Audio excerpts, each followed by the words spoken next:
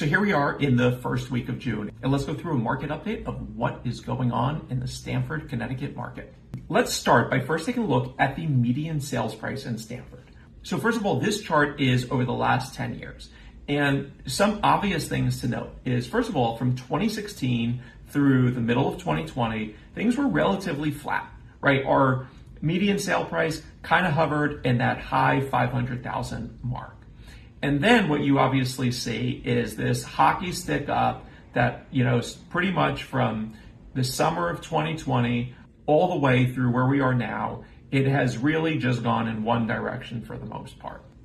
And so our median sales price measured from May 2026, which was when we have the numbers, is 975,000. And what we really see is from fall to spring, from spring to fall, the market has continuously climbed to really a new high, which is nearly double of where we were prior to 2020. All right, next, let's look at the percentage of list price, in this case, over ask.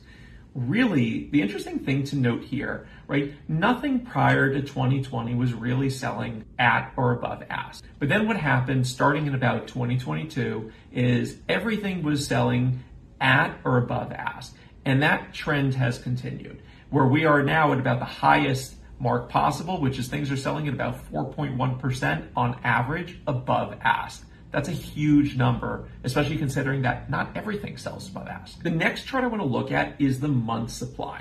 And typically a healthy market is about 6 months supply of inventory. But the key thing to note is look at what's happening with our month supply.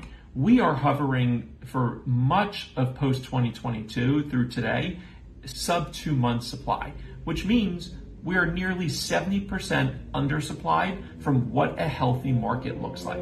The only good news here is in May, we've seen an increase to about 2.8 months supply.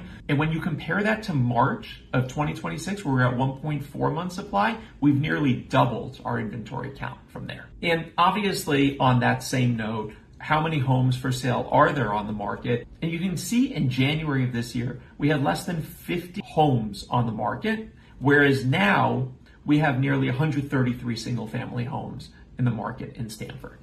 Where the market is going, I think, is really anyone's guess. The only thing that any realtor would probably know more than anyone else is what the next 1 to 2 months looks like, right? Because we know what sales are under contract, and those typically close 1 to 2 months out. So people ask me all the time, well, where's the market going? I mean, your guess truly is as good as mine. People told me since 2020, the market increased a little bit. They said it is going to tank from there. And clearly we've only gone in one direction. And every single year, people said that is the highest price a Stamford house can sell for. And perhaps this is the year they're right, or perhaps it increases again, or perhaps it stays the same. Who knows? I certainly don't have any intel on that. But what I could tell you right now is that there's still tons of movement in this market. A lot of times we do see a little bit of a slowdown in June, just because we don't have as many urgent buyers coming to the market. You can still see we're way undersupplied at 2.8 months versus the 6 months that makes up a healthy market. I'm just as curious as you are to see what happens with homes over the next few months. Check back for your next market update.